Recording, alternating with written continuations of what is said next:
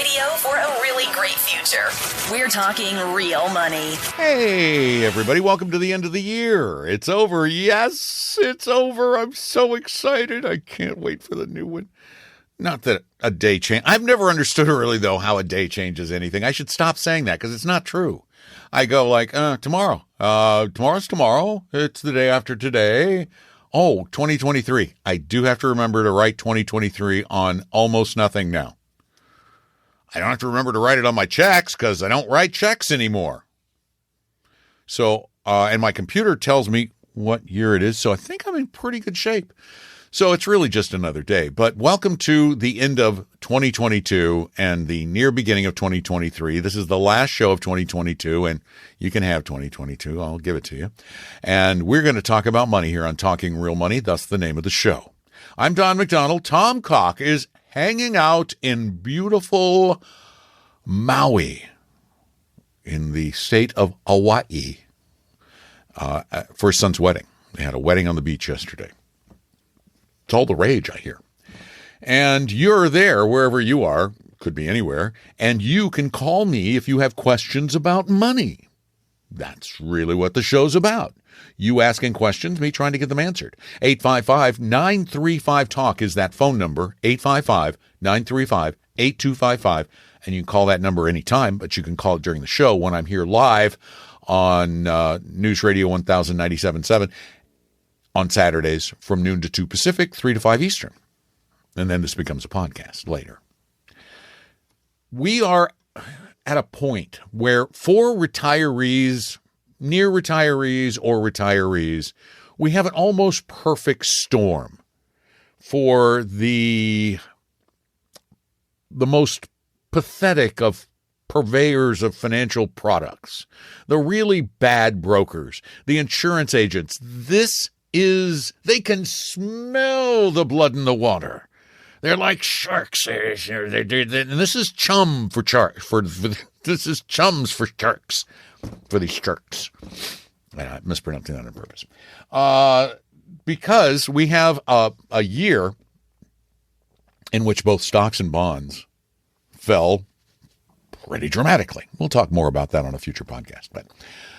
And we have you who may be approaching or in retirement and concerned about those assets you saved for years going down in the future.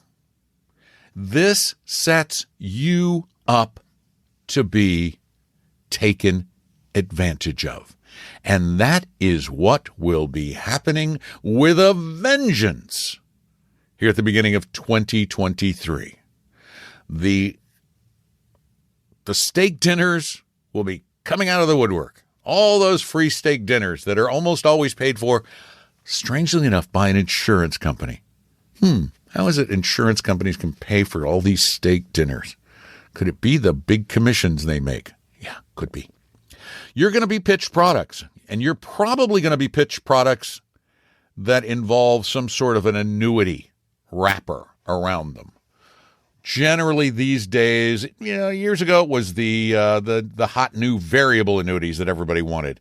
These days it's the indexed annuities because they tell you can get the returns of the markets with none of the risk. Please bear something critical in mind. The vast majority. In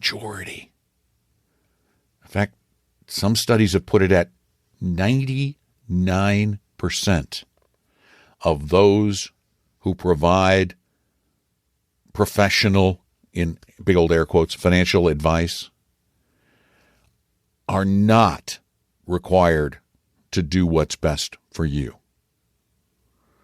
They are not required to do what's best for you.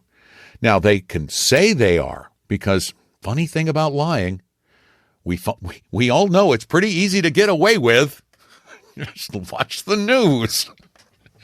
You didn't go to college, so what? Say you did. You're not a fiduciary, so what? Say you are. Just go ahead and say it. No one's going to check.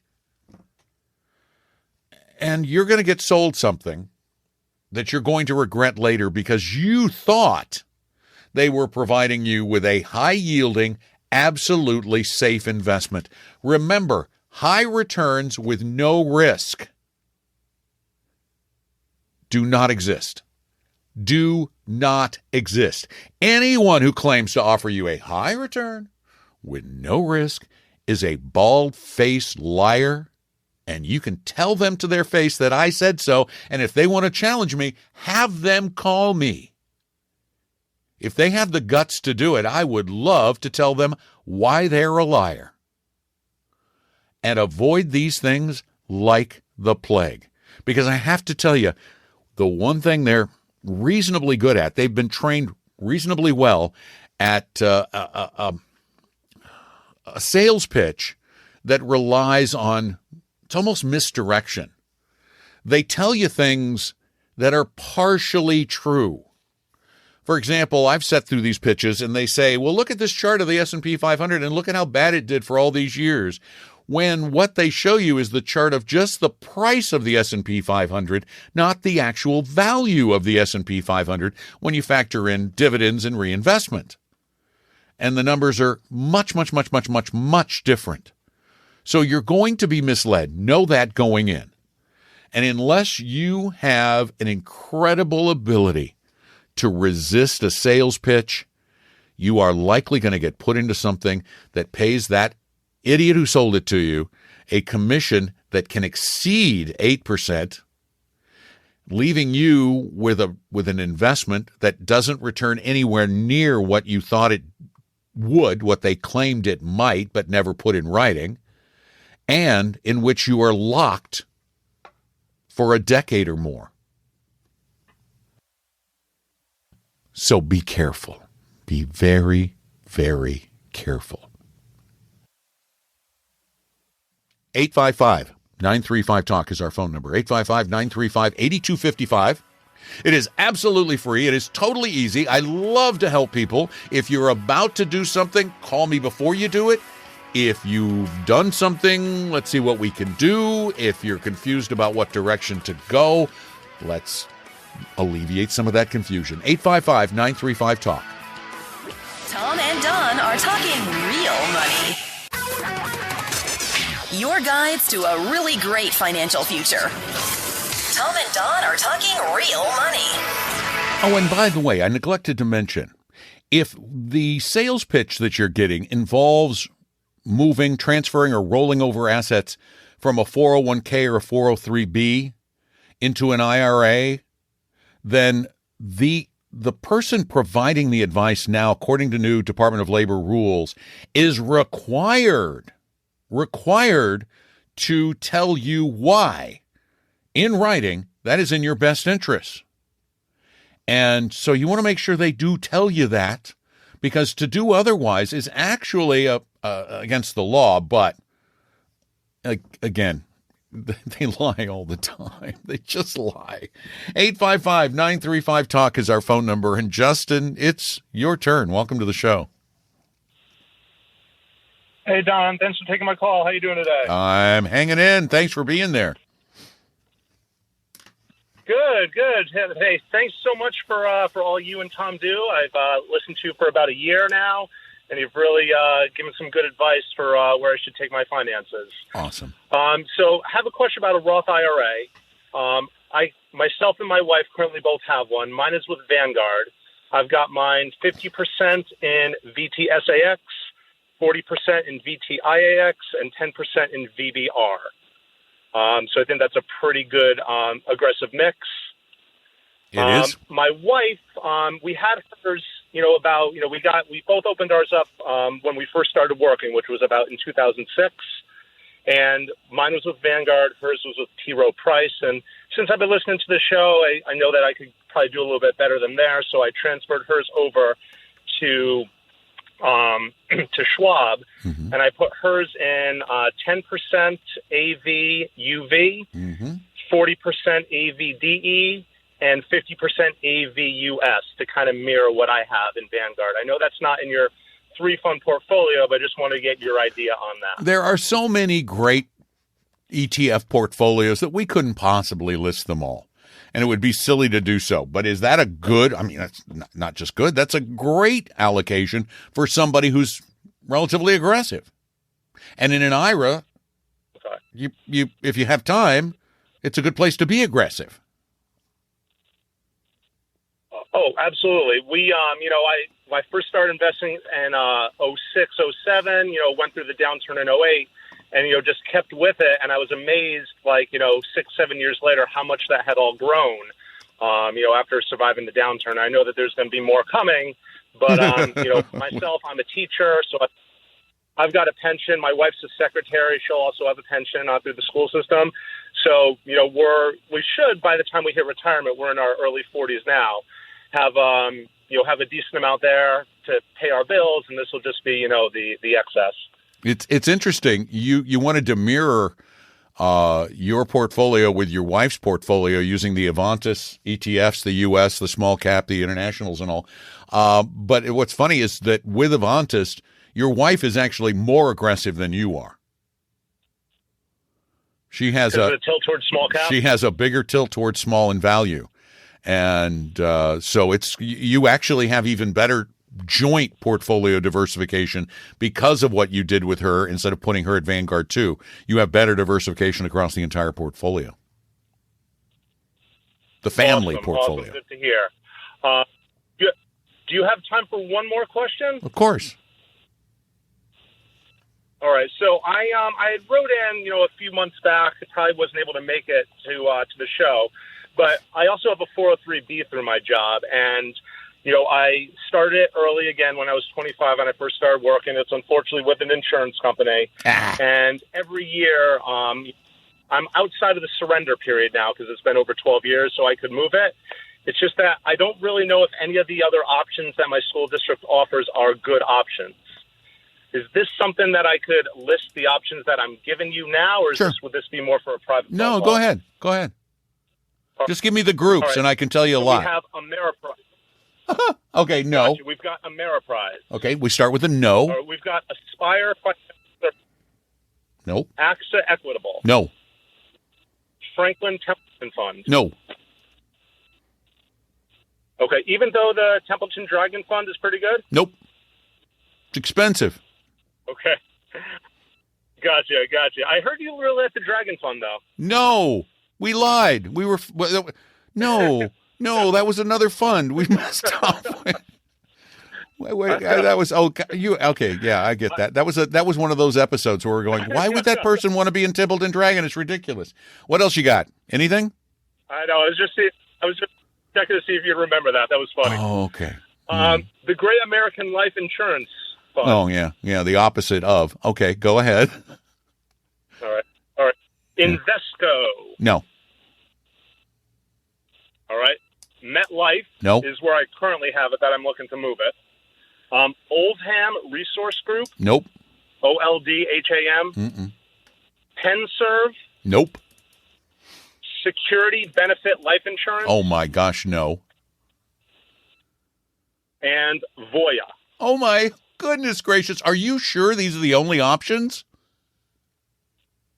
These are the only options. These are the ones that get sent out to us once a year, saying that these are the options if you want to invest in a 403B. And I know that, where I have it isn't great. But how big is your school district, Justin? I'd say employee-wise, there's probably, 1,000 to 1,200 employees total, maybe 1,500. Okay. Here's what you need to do. Do you like rabble-rousing a little? It all depends. How bad? This is good rabble-rousing. Are you friends with other teachers? Or employees there? Why don't you get together with a group of them and create a letter and ask them to share it with their friends, to ask them to bring in somebody like Vanguard or Fidelity or Schwab or someone else to bring in some other choices. And what you want to tell them in this note is that you would like some non-commissioned, low-fee index options which are not available to you right now. And what I would suggest you do is just note very nicely in the letter that you have heard from some advisors that trustees of this plan could be in violation of their fiduciary duty to the employees if they don't make such a choice available. Okay. Okay. Is this a Seattle area school district?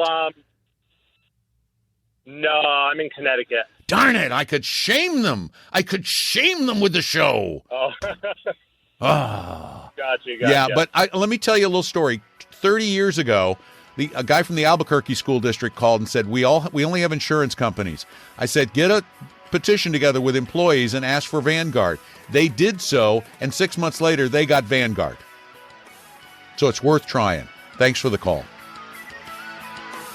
Tom and Don are talking real money. For your real life and real future, Tom and Don are talking real money. Somebody somewhere has got to step in and solve this problem of really bad 401 or 403B plan investment options, because the school districts, they're either being manipulated by salespeople or they're in cahoots with the salespeople. And you notice that you don't see these kind of choices, in these terrible choices, as often in 401k plans, because they're governed by ERISA, and that protects the employees against high-cost investment products and prohibits not acting in their best interest. But there is an implied fiduciary standard even in a 403b. So I would raise some cane and make some noise. This isn't the kind of noise that rises to, a labor dispute, but it certainly is worth addressing, at least. 855-935-TALK is our phone number here. Give me a call. I'm Don. Tom's on vacation. Nancy's waiting. Hi, Nancy. Welcome to Talking Real Money. Hi. Hey, what's up? I have a new thing for me. Well, yes, ma'am. I'm under some money, and I was listening to your show. Okay, Nancy, I need to have you hang on for a minute. You have a bad cell signal. Can you get like closer to a window or something? Or because I think you're better now. Go ahead. I will try. Okay. Yep. I'm going to actually just returning home. My home is my worst place for cell. Okay. How's this better? Better. Yes, ma'am. Can you hear me better now? Yes, ma'am. Go ahead and start over. Okay. I have come into some money, and I was listening to your thoughts about annuities. Mm-hmm. And I have some advice from our financial guy who I'm going to meet with next week regarding a fixed annuity. Mm-hmm. Can you explain the differences between, the fixed annuity, the way he explained it to me, sounded pretty good. Mm-hmm. Because there's not a lot of gain. It doesn't sound like there won't be a lot of money increase, but that it's safe. Mm-hmm. And there will be a ability to take out interest. Oh, sure. Interest. Now, did he tell you what the rate was on this annuity? He gave me an example of a 5-year annuity at 5.4 or 5.2, depending on the company and depending on the writers. I don't know how right. No, it depends on the choices. Yeah, on the choices you get in terms of who's going to get what. And this is not an immediate annuity. This is just a fixed annuity. Yes. Correct? Okay. I just want to see if I haven't looked at annuity rates. The difference between a fixed and the annuity I was talking about is that a fixed annuity just pays you a stated rate for a stated period of time. It's a relatively simple annuity. In terms of safety, I have a little dispute when they say that they are the safest or 100% safe, because I don't believe that anything, even a government guarantee, is 100% safe, but a government guarantee is safer than an insurance company's guarantee. And right now, a 5-year fixed annuity is paying about 5.4%. So that's the going rate. It is safe. What you might want to do, though, is check out what the surrender charge is and what other restrictions there might be after this annuity matures. What happens to it then? Do they automatically roll it into a new annuity? What do they do then? What are the rates like? Because it's not a terrible thing, but I am not a big fan of annuities because there's so much confusion about them in terms of how much the salesperson makes from them, in terms of what other fees might be associated with them for and that big surrender charge and what that might be if you need to get at the money before 5 years is up. Yes. The thought was he said there's like a 30-day at the end of the annuity to make a decision whether to take it or to roll it over. So you have like a 30-day. Okay, well then it is if you want to do something like this, it's critical that you note that date because you don't want it to roll automatically. Tom and Don are talking real money.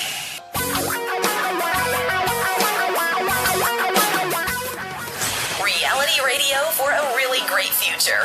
We're talking real money.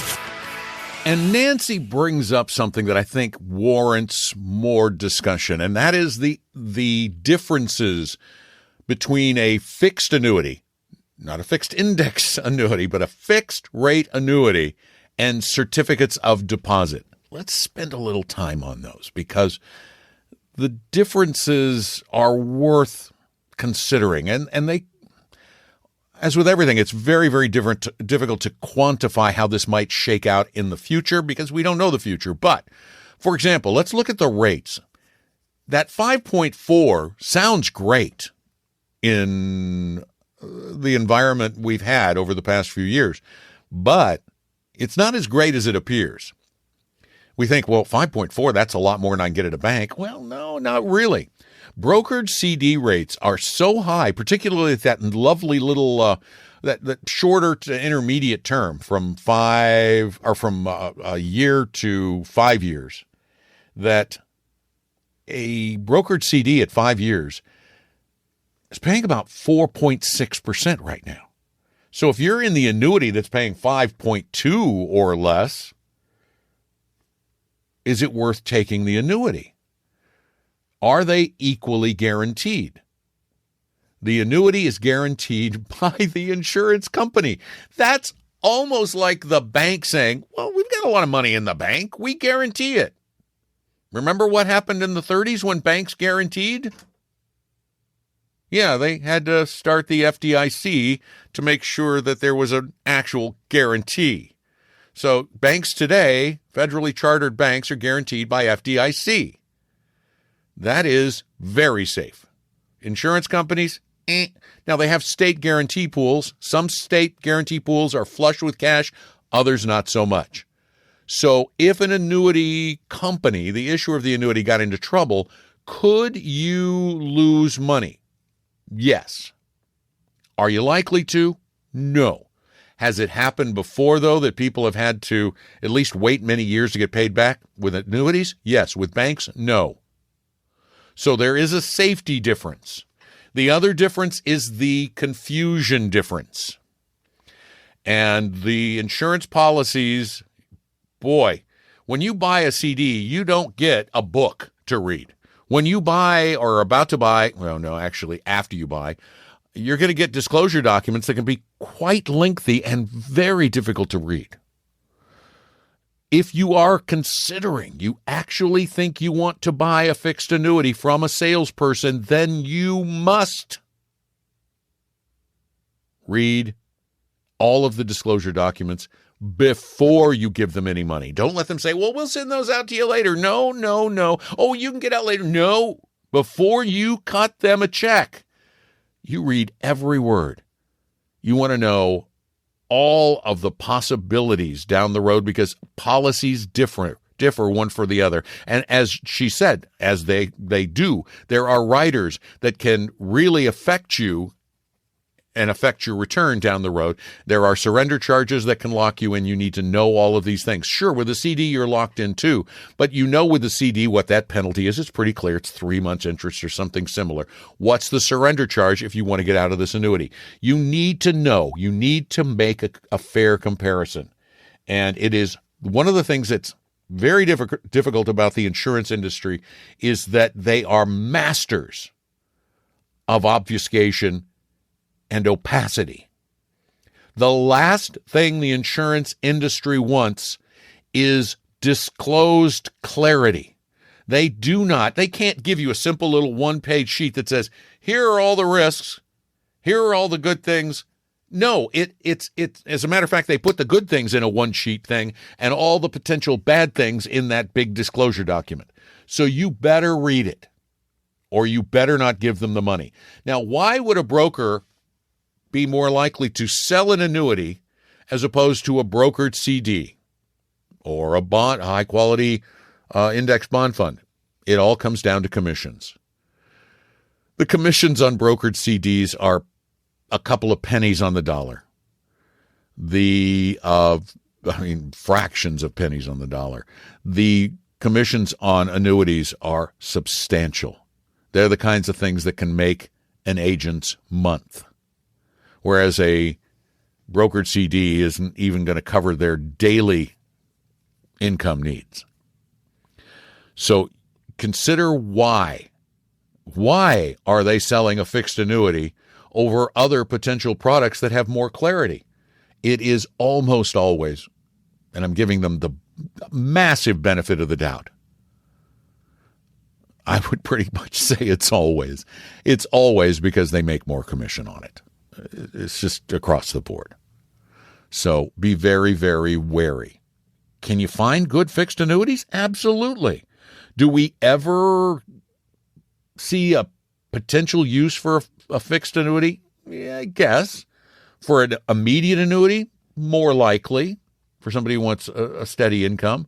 But can you find better ways to do it if you're a really highly qualified financial planner advisor? Yeah, you almost always can find better ways, but they're more work for the advisor. They're a lot more work for the advisor. An annuity is easy. It's an easy sell. You collect your commission. You move on to the next customer. And we want to see you do the best for yourself. And know all the differences so that you can make an informed decision. Isn't that reasonable? Shouldn't you know everything there is to know about the downside of a product before you get into it? When was the last time you ever had an advisor or a broker or an insurance salesperson say, I want you to take all the time you need to read this prospectus or there's these disclosure documents before you invest? You ever heard one say that? I haven't. In fact, it's discouraged. 855-935-TALK is our phone number. 855-935-8255. If you've got questions, I'm going to try and have answers for you. And we still got quite a bit of time left before the year comes to an end. So give me a call. Tom and Don are talking real money. Do me a favor. Grab your latest investment statements if you know where they are. How many do you have? A lot? How many different investments are in each statement? A bunch? Do you own individual stocks, bonds, sector funds, and stuff you don't understand? Yeah, I thought so. I'm Don McDonald, and I'm pretty sure you have a case of hodgepodgeitis. But don't worry, it's not terminal and can be cured. But it takes three things: a bit of time, some fiduciary guidance, and a plan. There's a problem, though. Most financial advisors can't or won't provide any of those. That's where we come in. Tom and I will provide you the help you need to overcome hodgepodgeitis in a free, no-obligation meeting with an Appella advisor at TalkingRealMoney.com. So, scan or take a picture of all those pages you gathered, then go to TalkingRealMoney.com, click on Meet an Advisor, and set up a free appointment online or by phone when it's convenient for you. Let us sort through the mess and help you get started on a better, simpler future plan. Just go to TalkingRealMoney.com or call 800-386-3004. Your guides to a really great financial future. Tom and Don are talking real money. And our phone number is 855-935-TALK, 855-935-8255. And by the way, you can call 24/7 and ask questions, and then we record them and can use them when we don't have calls or on the podcast like this. Hello, Tom and Don. Chris calling from Portland, Oregon. I recently discovered your podcast and love it for both the great information you share and the reality about the financial industry that you inject. It's much appreciated. My question: what should I consider when selecting the cost basis for my mutual fund and ETF accounts? What are your recommendations for choosing between the various options? Thanks very much for fielding my question. Cheers. So you're talking about you can either pick first in, first out, or last in, first out, or you can designate specific shares. There's no simple answer because it's almost a prediction based thing. You can choose the one that is most advantageous to you at the time, but that could turn around and bite you in the derriere later. The answer to almost all of these questions is it depends. I personally have always defaulted to the simplest of all. The first shares I buy are the first shares I sell. And that's FIFO, first in, first out. They could do specific identification, but I'm lazy. And I really don't think it's likely to make that big a difference because almost everything I have, I am either holding for the long, long, long haul, or in a market like 2022, I'm dumping it in one fell swoop. So it doesn't matter because I'm dumping the whole darn thing to take a tax loss. So most people go with FIFO. It is almost always the default. There are advantages and disadvantages to the others, and they're all based on what your tax hit will be at that particular time. So I hope that helps, but basically the answer is, once again, it depends. And again, the number is 855-935-TALK, and we have another one that came in to the phone number when we weren't actually taking calls, like we weren't here during the show. Hi, Don and Tom. Thank you very much for your informative and entertaining podcast. I always find it unusual when I enjoy a laugh listening to a financial podcast, so thank you for that aspect. I've been listening to you and Paul Merriman for a couple of years now, and I am still seeking a satisfying withdrawal strategy. I am a high-income professional in my late 30s with the goal of saving enough money by age 50 to retire very comfortably if I no longer enjoy working. I find flexible withdrawal strategies to be most sensible for my situation, as I do plan to have more than enough such that I can afford to reduce my withdrawals when the market is down, thereby attenuating the sequence of return risk. However, I want to spend the majority of my money before I die, which is why I'm not satisfied with a strategy like simply withdrawing 5% of my year-end portfolio balance each year. If the real return of my portfolio is around 5% per year in retirement, and I withdraw 5% each year, then my portfolio balance should remain nearly constant throughout retirement, which would result in a large sum of unspent money when I die. How can I spend most of my money during retirement without a significant risk of running out of money before I run out of time? Here's the best idea I have, and I'd like to hear your feedback. I could withdraw 5% of my year-end portfolio balance each year in my 50s, then 6% in my 60s, 7% in my 70s, 8% in my 80s, 9% in my 90s, and 10% per year beginning at age 100, should I achieve that age. My portfolio should slowly shrink over time, but the increasing withdrawal rate over time should maintain spending power. What do you think? Thanks for the advice, and thank you for your show. You're a planner. You are a planner, and you're a thinker. You're a planner and a thinker. I think maybe you're overthinking it a little bit. Here's what I would do. I would go with the flexible, because I love the flexible. That's where you take out a set amount, a set percentage of the value of your portfolio at the beginning of the year, and that's your spending money for the year. And 5%, actually 5%, we've run the number in a variety of time frames, and 5% almost always, in fact, yeah, pretty much always, has provided an increase in the value over time so that you end up dying with more money than you started with. So here's another option, because it invokes the true flexibility of humanity. We're flexible creatures, and our lives throw things at us when we least expect them. And it may be that in your 60s, you suddenly say, well, I've got so much money, I don't want to leave it. I want a yacht today. I want that new expensive car. I really, really want that beachfront chalet or whatever. You got that much money, but you don't want to run out. So what you can do, this is where a good advisor comes in really handy.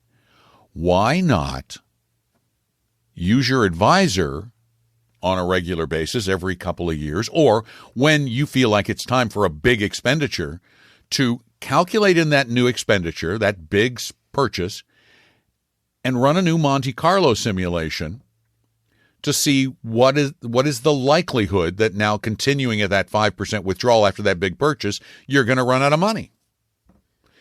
If it's still quite low, you make the big purchase when you want to make the big purchase. And you just do that every now and again when it's time to make the big purchase, because the way you're doing it, you're going to have a lot of money to spend in your 90s and are probably going to be physically less able to enjoy all that spending, whereas in your 50s or 60s or 70s, you're well able to enjoy it and you want to make those big purchases and spend it down. So I would make it an even more flexible strategy. I would not try to apply a rule to it. I would apply I will do this when I want to buy a big thing. I will recalculate my future. And even without an advisor, you could probably do that online by yourself. But this is one of the advantages to having an advisor, is they can sit down with you and say, yeah, go ahead. This year, do 15%. You know, you've been up the last few years. We know that you were good at this number, because that's the other thing, is you'll know in the future, you'll have a better idea what your true living expenses are anyway, and you'll know whether you can take more or less out. So I would make it ultimately flexible, and I think flexibility is the key to everything financial. You need to have rules, and then you need to have flexibility within those rules. You need to have a plan, but the plan needs to take into account extenuating circumstances along the way and have wiggle room. And it sounds like you could do that, but I don't think I would go with the 5, 6, 7, 8, 9, 10 rule, because when you're at 100 and you got $20 million or whatever you've managed to grow over that whole time, do you really think you can spend at 100, $2 million a year? I don't know. Remember, you can call us anytime at 855-935-TALK. We're talking real money. Tom and Don are talking real money. For your real life and real future, Tom and Don are talking real money. And this is our last live show for the year, so our next live show will be in a new year. And one of the things that happens with New Year's is that many of us want to make a new start, particularly when it comes to money. And a lot of you are thinking, okay, I need to talk to a real-life fiduciary advisor, but I'm still going to be a DIYer. Where in the world can I find somebody I can talk to who isn't going to try and sell me something? Oh, I know where. Us. Our firm, Appello Wealth. We're going to help you for free, for nothing, with no obligation and no sales pitch. All you have to do is make a simple appointment at talkingrealmoney.com. We hope you realize that the information provided on Talking Real Money is for informational, educational, and hopefully enjoyable purposes only. Providing personalized financial planning or investing advice takes time, so please consult with a really good fee-only fiduciary investment, tax, or legal advisor. We know a good one. Investing must always involve risk. In other words, you can and probably will lose money at times. Also, as much as you want it, no one can accurately and consistently predict the future, so past performance doesn't tell you a darn thing about what the future will bring. Unlike many other programs that say something similar, Talking Real Money is not trying to get you to buy or sell any financial products or securities. Instead, the program program is provided as a public service by Appella Capital, a fee-only registered investment advisor. Thanks for listening, and please visit TalkingRealMoney.com for more information and disclosures. Are we done now?